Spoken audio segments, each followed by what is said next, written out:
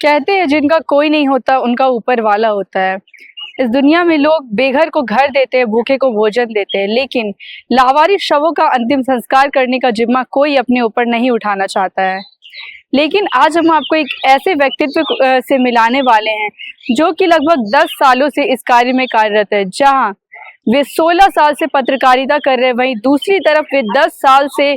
सैकड़ों शवों का अंतिम संस्कार कर रहे हैं। इसी को लेकर अभी हम मौजूद है जमशेदपुर के पार्वती घाट में, और अभी हम सीधे जुड़ने वाले हैं प्रवीण सेठी से, जो कि इस कार्य को लेकर, इस कार्य का जो भार है वे अपने ऊपर उठाए हुए, और अभी हम उनसे जानेंगे कि उनके मन में कैसे विचार आया कि उन्हें ये कार्य करना चाहिए और इस कार्य में आगे बढ़ना चाहिए। कब से आप ये काम कर रहे हैं?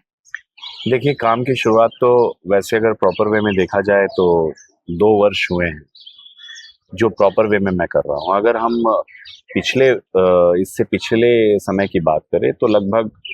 10 वर्ष हो गए हैं जब मैंने इस काम का प्रण लिया था, और उसके बाद निरंतर मैं लगातार कोरोना के समय में भी मैंने बहुत सारे ऐसे शव का अंतिम संस्कार किया है जो कि कोरोना संक्रमित थे। उसके बाद गणेश चतुर्थी के दिन 2022 में गणेश चतुर्थी के दिन यहाँ के तत्कालीन जो निवर्तमान जो एसएसपी महोदय थे प्रभात सर, उनके दिशा निर्देश पर मैंने एक इस कार्य का मुहिम जो शुरू किया, और वो अब निरंतर जारी है। तो कहने का मतलब है कि कार्य जो है प्रॉपर वे में 2 वर्षों से है, लेकिन पिछले कई वर्षों से मैं इस काम में लगा था। लेकिन एक बीड़ा उठाया था समाज में कि जो मैंने अपनी आंखों से देखा था, क्योंकि मेरे जो घर के पास जो मोहन और शांति जो रहते थे, दिव्यांग थे दोनों, और एक आंख से नेत्रहीन थे, तो दूसरे पैर से चल नहीं सकती थी, और फिर उन्हें माउथ कैंसर था। तो उनको जब समाज ने अलग थलग छोड़ दिया था, तो वैसी परिस्थिति में उनका बीड़ा जो है मैंने उठाया, और जब उनका बीड़ा उठाया और उनकी स्थिति को देखा, तो फिर मैंने ये प्रण ले लिया कि अब हमेशा ऐसी कोई भी बात हमारे कान तक जाती है या फिर मैं आंखों से देखता हूँ, तो फिर मुझे वो काम करना है। और किसी भी शव को जानकारी मिलने पर उन्हें पूरे सम्मान के साथ अंतिम विदाई देनी है। तो लगभग 10 वर्ष से आप मान सकते हैं, और 2 वर्षों से मैं पूरी तरह से प्रॉपर वे में लग गया हूँ कि हर एक 2 दिन में मैं अंतिम संस्कार कर रहा हूँ। जैसा कि आपने कहा कि कोरोना के समय भी आपने इस में काम किया है, तो कोरोना के समय तो परिवार वाले तक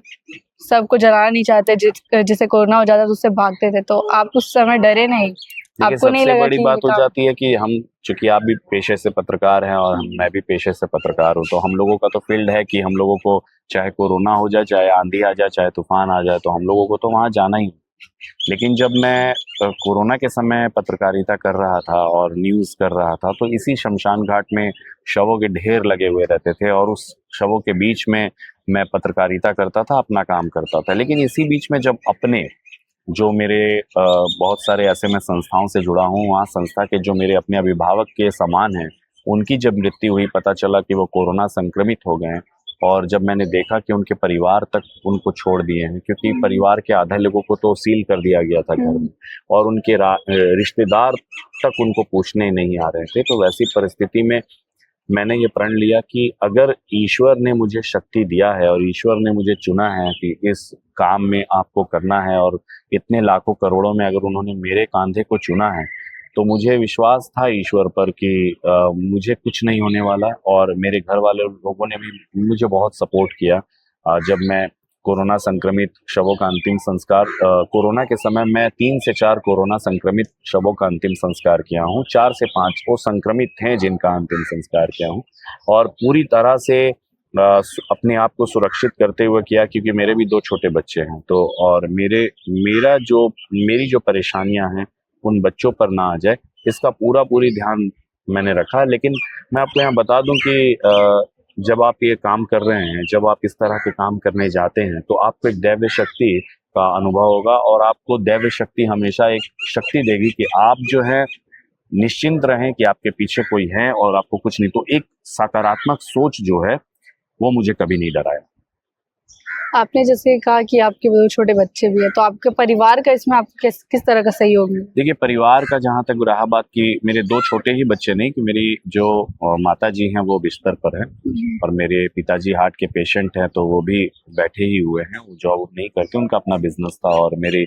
जो सिस्टर है वो ब्लाइंड है। और रह गया बात, मेरी वाइफ जो है वो हाउस वाइफ है और 2 बच्चों में एक बेटी है एक बेटा है। लेकिन सबसे बड़ी बात हो जाती है कि माता पिताजी तो कभी मतलब बेटा क्या कर रहा है क्या नहीं कर रहा है, क्योंकि वो अपनी परेशानी से फिजिकली इतनी तरह से परेशान है कि वो ध्यान नहीं, लेकिन उनके कान तक जाता है कि उनका बेटा जो भी कर रहा है वो बहुत बड़ा काम कर रहा है और उसने जो भी बीड़ा उठाया है वो बहुत बड़ा बीड़ा उठाया है। और रह गया बात मेरी धर्मपत्नी का, तो बस एक ही परेशानी होती है कि मेरे कपड़ों को उनको बार बार धोना पड़ता है, क्योंकि हिंदू धर्म के अनुसार भाई मैं जब भी शमशान आऊंगा, मैं जब भी अंतिम संस्कार करूंगा, तो मुझे अंतिम संस्कार करने के बाद नहाना है, फिर जो नित्य कर्म होता है वो करना है, जो हिंदू धर्मानुसार जो किया जाता है वो काम तो मुझे करना ही है। लेकिन सपोर्टिव है, कोई परेशानी नहीं, कोई दिक्कत नहीं। और बल्कि मुझे जहाँ ज़रूरत होती है, चूँकि देखिए जब अंतिम संस्कार की बात आती है तो फिर बहुत सारे फिनेंशियल प्रॉब्लम भी क्रिएट होते हैं। तो वैसी परिस्थिति में बहुत लोगों का राशि जो है, चूँकि मैं मेरा जो अकाउंट है मैं अपने अकाउंट में नहीं मंगा कर मैं अपने वाइफ के अकाउंट में मंगा लेता हूँ जब ऐसा ज़रूरत पड़ता है, पैसे की ज़रूरत पड़ती है, क्योंकि हर एक शव में 3,000 रुपये का खर्च आता है। मैंने एक व्हाट्सएप ग्रुप बनाया है, उस व्हाट्सएप ग्रुप में बनाने के बाद शहर के शिक्षाविद, चिकित्सक, डॉक्टर, जितने भी चिकित्सक हैं, फिर आपके जो पुलिस ऑफिसर हैं रिटायर्ड हैं, और बहुत सारे बिजनेसमैन हैं, ऐसे बहुत सारे लोग जुड़े हुए हैं जो 1 रुपये से लेकर जितना उनका शक्ति होता है वो मदद करते हैं। तो मेरी वाइफ के मोबाइल में मतलब उनके अकाउंट में ही मंगा कर फिर सारा पे करना, जो रेस्ट अमाउंट हो जाता है कभी मैं अपने पॉकेट से लगा देता हूँ, कभी अपनी वाइफ से ले लेता हूँ। तो ऐसा चलता है कि हर रास्ते में घर वालों का, पिताजी से लेके, सिस्टर से लेके, माँ से लेके, तो सब कोई हमारा मतलब पूरी तरह से सपोर्ट करते हैं। मेरे माता पिता, मेरी वाइफ, मेरी बहन, सब सपोर्ट करते हैं। आपके मन में कैसे विचार आया कि आपको इस कार्य की ओर जाना चाहिए? देखिए, सबसे बड़ी बात है कि मैंने अपने थोड़ी देर पहले आपको बताया कि मेरे घर के पास जो दिव्यांग थे, मोहन और शांति, उनकी जो स्थिति देखी मैंने, तो देखी तो और भी समाज में देखता हूँ, हमेशा देखता हूँ कि जब आदमी डेथ कर जाता है, या फिर मान लीजिए अभी मैं आपके साथ बात कर रहा हूँ, अचानक मूर्छित अवस्था में आ गया और मेरी मृत्यु हो गई, तो आप कुछ देर के लिए, थोड़ी देर के लिए आप अनबैलेंस हो जाएंगे, इधर उधर भागने लगेंगे। तो एक डर लोगों में रहता है, ये शुरू से, ये हम लोगों के मन में जब हम जन्म लेते हैं तब से ही होता है कि हम किसी भी शव को छूने या पकड़ने या फिर उसके मतलब साथ जाने, या देखिए जहाँ ये पवित्र माना जाता है वहाँ हमारे समाज में कुछ भ्रांतियां भी है। तो वैसी परिस्थिति में लोगों में एक डर रहता है। तो मैं स्थिति ऐसा देखा कि इस मोहन शांति को तो मैंने देखा ही, और उनका अंतिम संस्कार बेटा बनकर किया, और पूरी तरह से मुखाग्नि देने के बाद श्राद्ध कर्म भी किया, पूरे विधि विधान से सारी चीज़ों को अपनाया और पूरे नियमानुसार वो काम किया, और इसी पार्वती शमशान घाट में किया। ये मैं आपको बात बता रहा हूँ 10 से 12 वर्ष पहले की। लेकिन जब उनका अंतिम संस्कार मैंने किया तो मैं उस समय सोचा कि ऐसे बहुत सारे लोग होंगे जिनका कोई नहीं होगा, जिनको समाज अलग थलग छोड़ देता होगा, तो वैसी परिस्थिति में वो कहाँ जाते होंगे, या तो फिर पुलिस उनका अंतिम संस्कार करती होगी। लेकिन जिला प्रशासन का भी अपना एक दायरा है, वो पुलिस खड़ा होकर मंत्रोच्चारण करवा कर या फिर उनको स्वर्ग गति के लिए वो क्रियाकर्म कराकर, ये सब पॉसिबल पुलिस के लिए नहीं। तो वैसी परिस्थिति में मैंने देखा तो मुझे महसूस हुआ कि जो सड़क किनारे ऐसे ही ठंड में सड़क किनारे गुजर बसर कर रहे हैं, मांग कर गुजर बसर कर रहे हैं, उनके साथ अगर ऐसी विपरीत परिस्थिति होती है, अगर मेरे कान तक जाता है, तो मुझे वैसे लोगों के लिए एक सहारा बनकर, मेरा एक स्लोगन है, प्रयास एक अंतिम सेवा की। मतलब ये जब मनुष्य का जीवन है, सच यही है कि मृत्यु, और मृत्यु में मुझे अंतिम सेवा करने का अवसर जो है ईश्वर ने प्रदान किया है। तो अंतिम सेवा जो है वो मेरे प्रयास है, और जब मुझे लगता है कि नहीं भाई ऐसे लोगों के लिए आना चाहिए, तो धीरे धीरे मैं इसमें घुलता चला गया, करता चला गया। मोहन और शांति ने मुझे वो रास्ता दिखाया, और उनके बाद जो कोरोना का समय आया, कोरोना ने तो बता दिया, आप भी जानते होंगे, रिश्ते तार हो गए। जब कोरोना के समय को मैंने देखा तो और ऐसा लगा कि इस धरती पर इससे बड़ा सच कुछ नहीं है। तो वैसी परिस्थिति में जिनका लोगों ने साथ छोड़ दिया है, उनका साथ मैं पकड़कर पूरे अंतिम विदाई जो है पूरे सम्मान पूर्वक करने का प्रण लिया, और वो निरंतर जारी है। अभी तक आपने कुल कितने शवों का अंतिम संस्कार किया है? देखिए, अगर रिकॉर्डेड अगर आप पूछेंगे तो 2022 गणेश चतुर्थी से जो मैंने कदम रखा है, अब तक 241 शवों का अंतिम संस्कार किए हैं, जिसमें कि 10-20 ऐसे शव होंगे जिनके परिजन हैं पर आर्थिक रूप से कमजोर हैं, और सारे लावारिस। दूसरी चीज है कि अगर हम ऑन रिकॉर्ड बात करते हैं तो लगभग 300-400 शव जो है मैंने अब तक अंतिम संस्कार कर दिया है। और सबसे बड़ी बात हो जाती है कि मैं सिर्फ और सिर्फ अंतिम संस्कार ही नहीं करता हूँ, जितने शवों का अंतिम संस्कार होता है उनका पूरे विधि विधान के साथ मेरे द्वारा पिंड दान किया जाता है। क्योंकि जो लावारिस हैं उनका मुझे कुछ पता नहीं, नाम पता नहीं, पता नहीं, परिजन का पता नहीं, तो वैसी परिस्थिति में हर अमावस्या के पितृ पक्ष के दिन मैं इस शमशान घाट में अंतिम संस्कार जितने भी मैंने अब तक किए हैं उनका पिंड दान करता हूँ। साथ ही साथ हवन करवाकर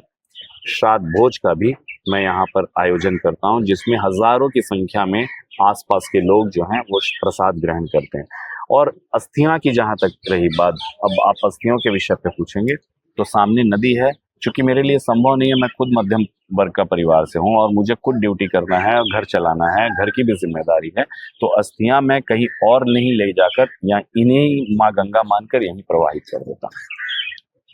ये जो कार्य आप इतने दिनों से कर रहे हैं, तो